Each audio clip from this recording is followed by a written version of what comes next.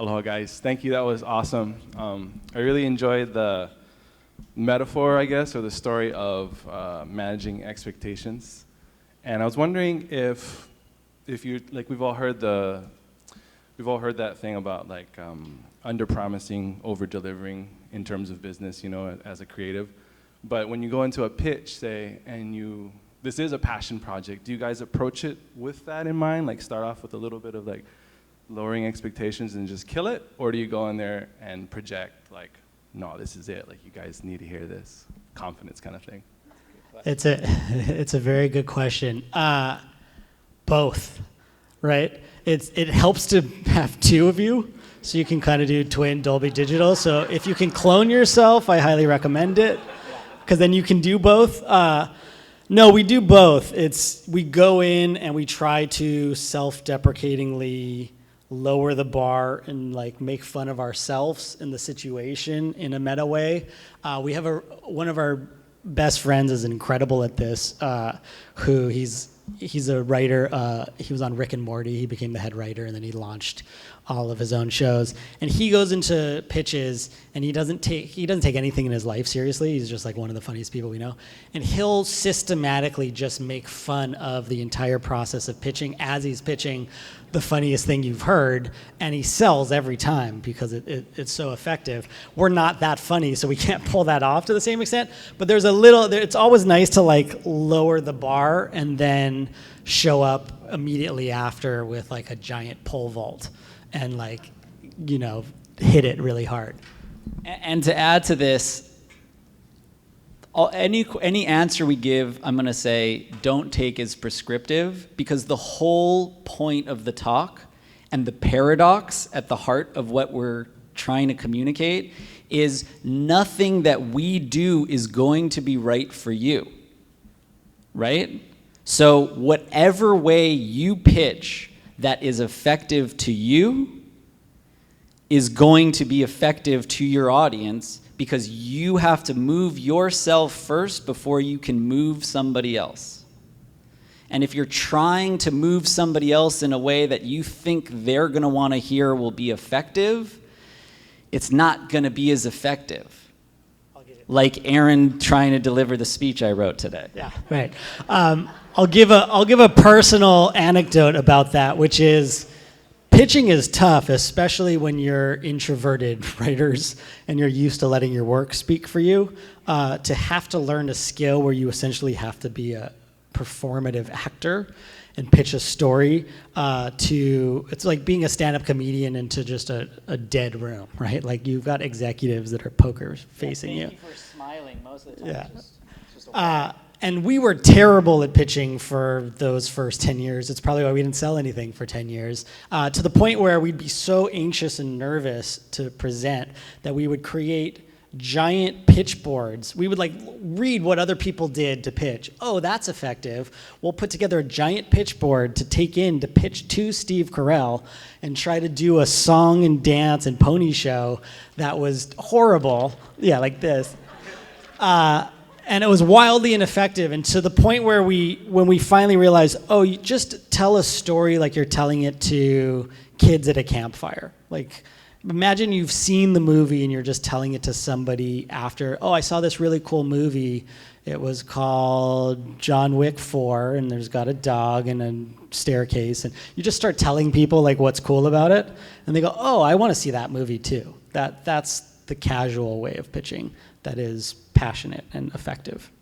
I love your advice of like really leaning into your sense of self and into your passion and into your gut.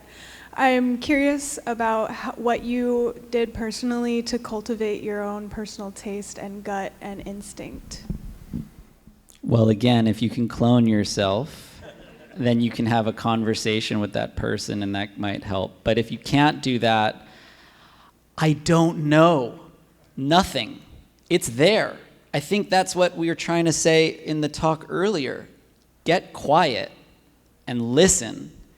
And that clone is in you, is talking to you, but there's too much noise for you to hear it.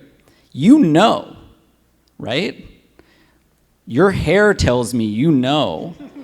what your voice is and what you're courageous enough to follow that most of the other people in this room in the world are not gonna think of that color combination and rock it as you move through the world.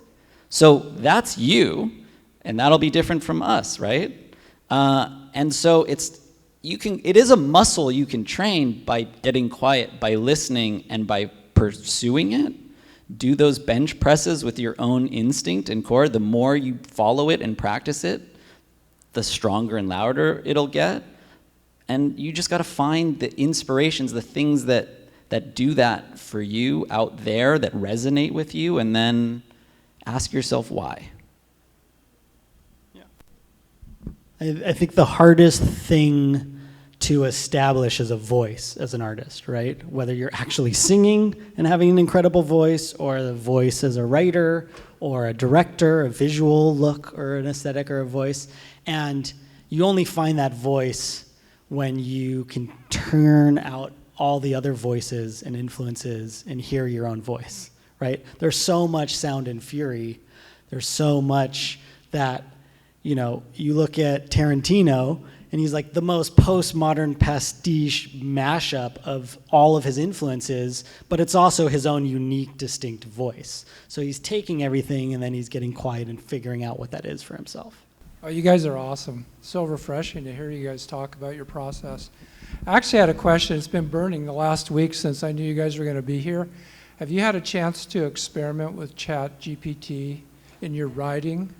And what were the results if you have? We have. It's been very amusing and entertaining. I'll tell you very specifically. So we had this idea for a Christmas movie that Mariah Carey was interested in doing. And I said, what if it's a children's book first? I don't know if I want to write this Christmas movie.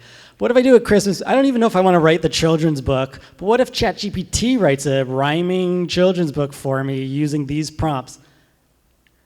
It wasn't bad. It was not. It was shockingly, for a first round, rhyming pretty good. I don't think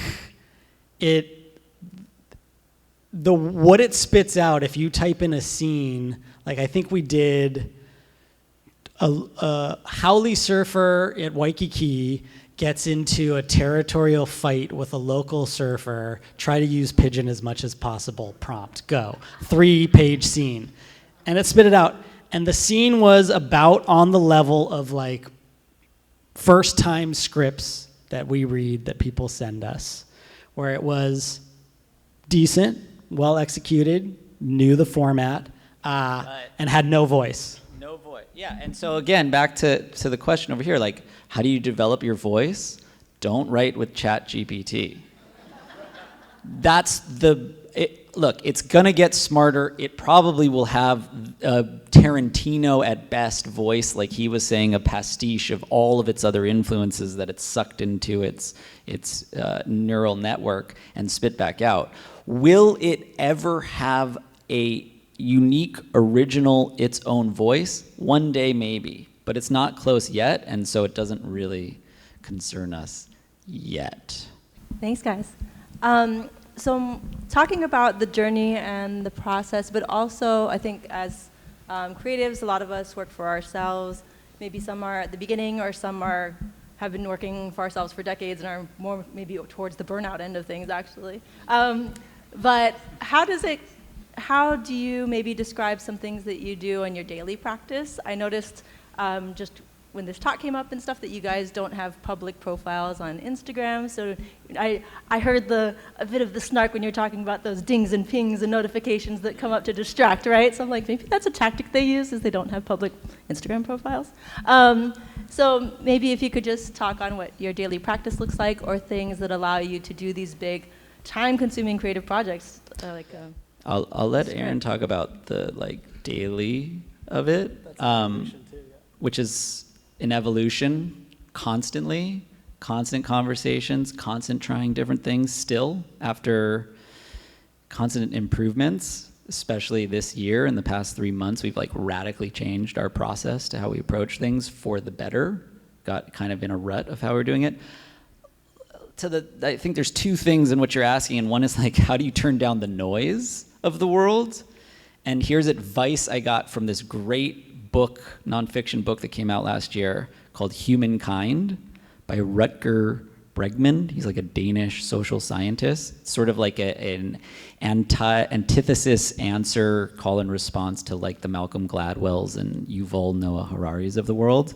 And his book is about how humans actually evolved through altruism and kindness, not through sort of not through corruption, basically. And very compelling. At the end, he has 10 pieces of advice or practices for life, one of which is, I'll tell you 2 of the 10. One is... So by the way, somebody's getting a ticket.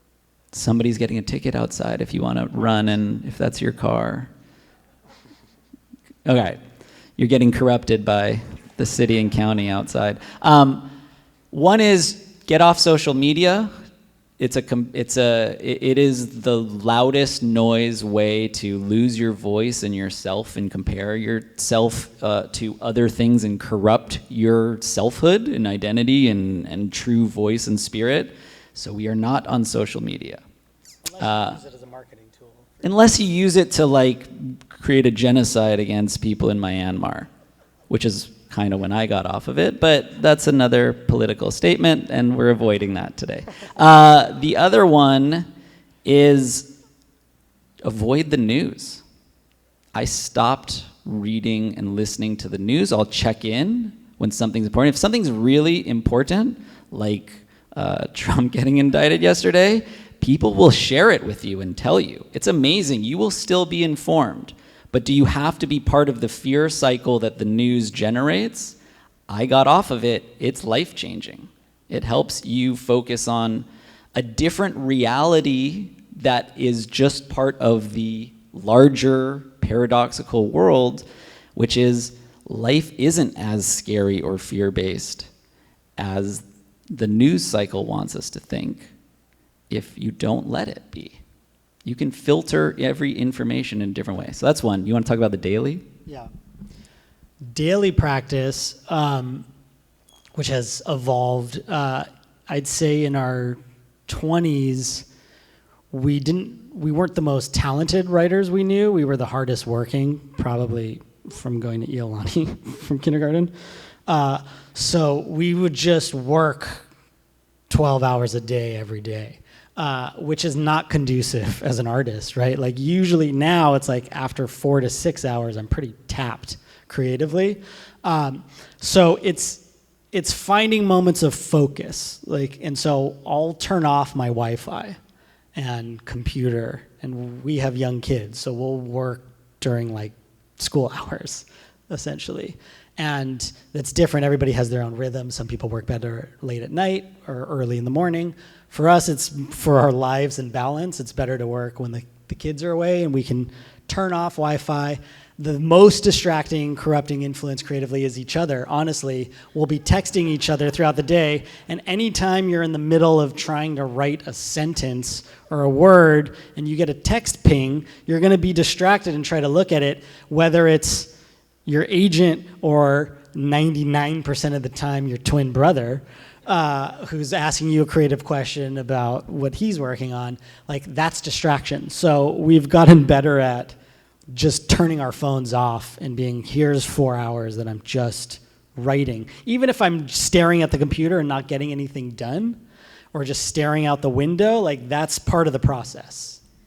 And you found very effective, Aaron, recently, like in the past few months, this thing called Pomodoros, is that what they're called? Where it's like 90 minutes, you turn everything off. And you just focus in that, and then you'll be tired, and you take a break, go stretch, go do a walk for a few minutes, do something that is not about the thing you were working on, and you'll kind of reset. That's pretty effective. And then, of course, like eat right, sleep 7 to 9 hours a night if you can. The Dalai Lama had this thing recently that he released that was like the Dalai Lama's Guide to Happiness. My takeaway from it is he kind of giggled and went, I sleep 9 hours every night. And I was like, oh, that's why you're happy. You sleep 9 hours every night. That's amazing. Who sleeps 9 hours as adults every night? If you do that every night, you're going to be so much more productive and creative, and it's going to solve kind of maybe everything. You don't have to be an old poet that goes into the pink mists. You don't have to like live in Dar es Salaam at the foot of the Himalayas. Just sleep 9 hours in your bed. Might change your life. I'm not there yet, but I'm trying. Yeah, maybe when I don't have a 2-year-old. Yeah. Other questions? Maybe this is a question for your own parents, I believe you said are here tonight, or here this morning. I guess, and you guys are parents as well, as am I. I guess, how much credit do you take for their success? I guess, how do you cultivate We have Jewish parents, so they take all of the credit.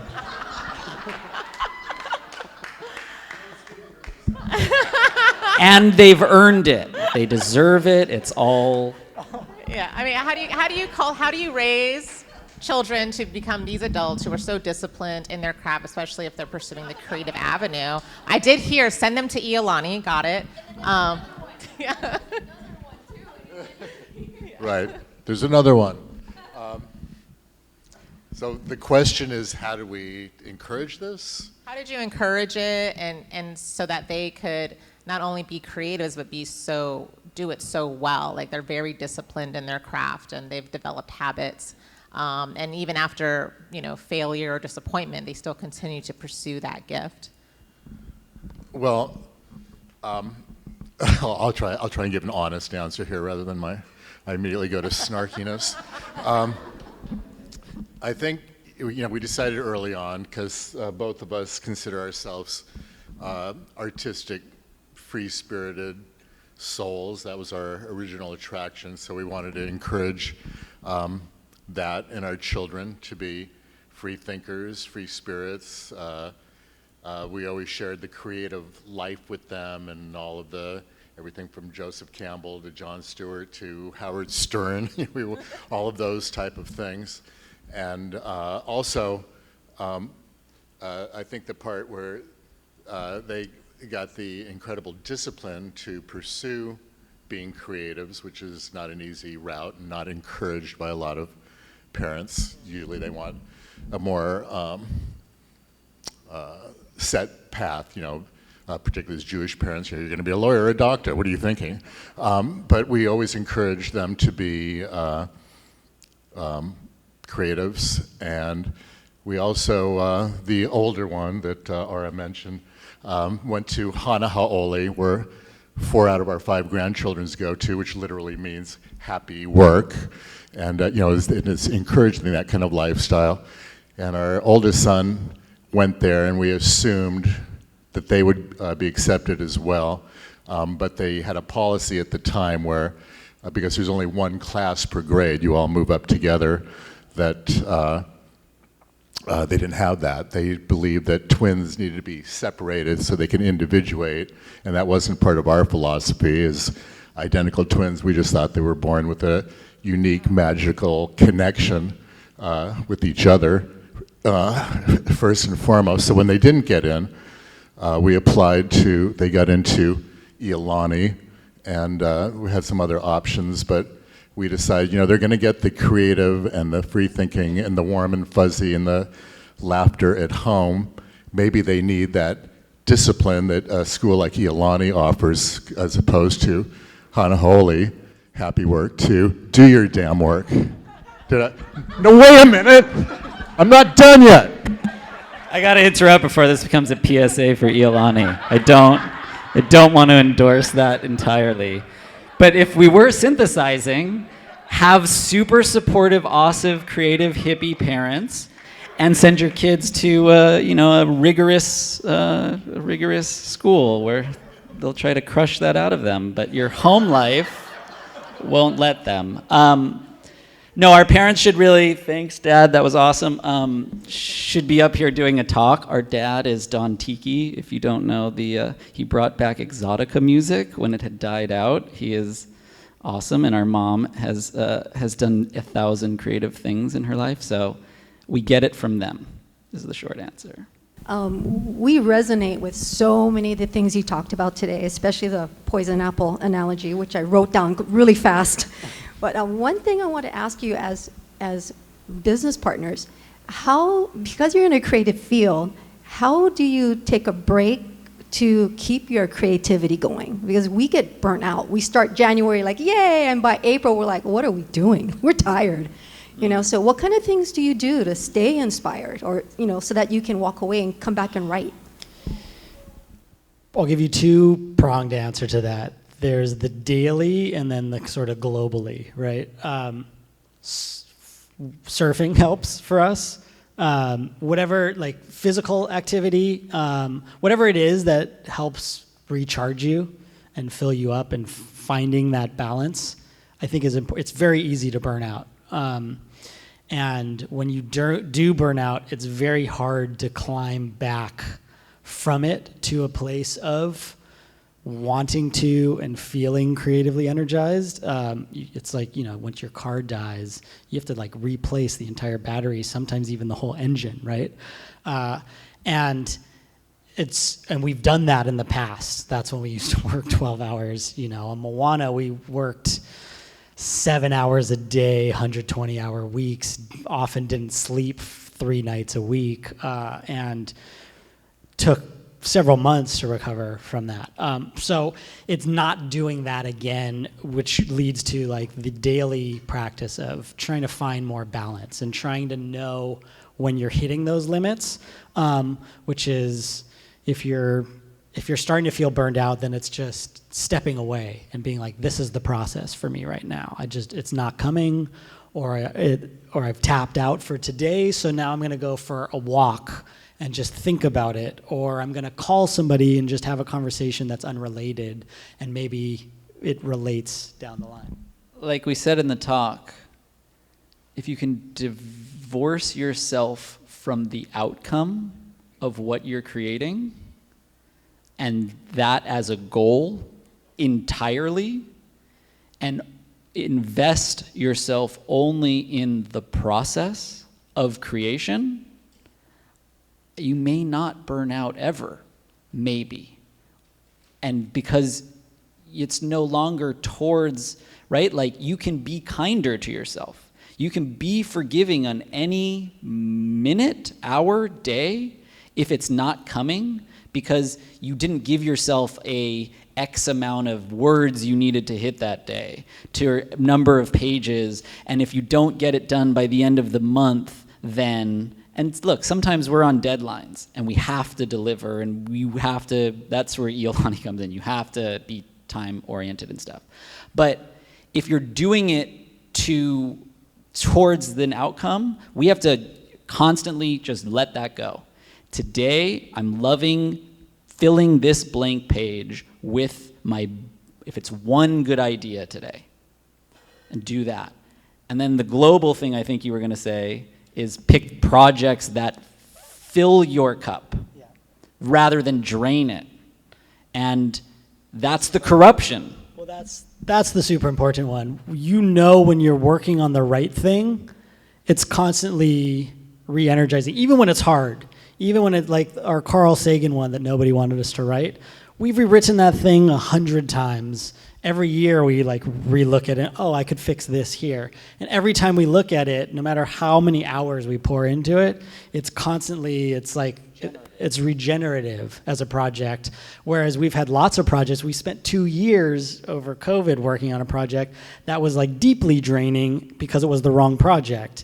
And we knew it, but it was paying the bills, so we did it. Maybe the last thing, because I know we're running long, come ask us questions on the side before you go if you want. If you didn't get them out, we'll hang for a bit. But the difference between work and play is razor thin. And it's really the difference between picking the project that fills you and the project that drains you. And it can switch, even if you're writing one or working on something that you love and you just get tired of it, it can switch. But if creation and creativity is the path less traveled by, that we're all here trying to pursue and follow, not an easy path, not a certain path. Everyone here doesn't love, on some foundational level, the kind of stability you would get being a doctor or a lawyer or an accountant or whatever it is, right? I don't know if you'd be here even if you have that job now and you're here because that voice and that calling wants you to do something creative or different. And creative doesn't mean you have to make art or write something, right? You could be a creative accountant. We've met some. They're super interesting. The way that they do accounting is it's its own voice in math. It can be in anything.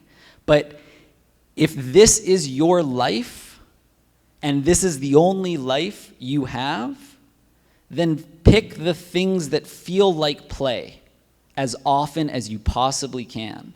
Because if it's work, you're on the wrong path. You've corrupted the whole thing, the whole point of it. And you will fall off this path, and you will get pulled away, and you will be corrupted. It's gonna keep happening. It's not a fork in the road like that one we said in our speech. This is every day, constantly throughout the day. But those fundamental choices, which project do I take and why?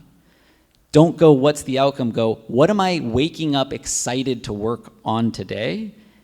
Because it doesn't feel like work. It feels like play. I'll end there. Yeah.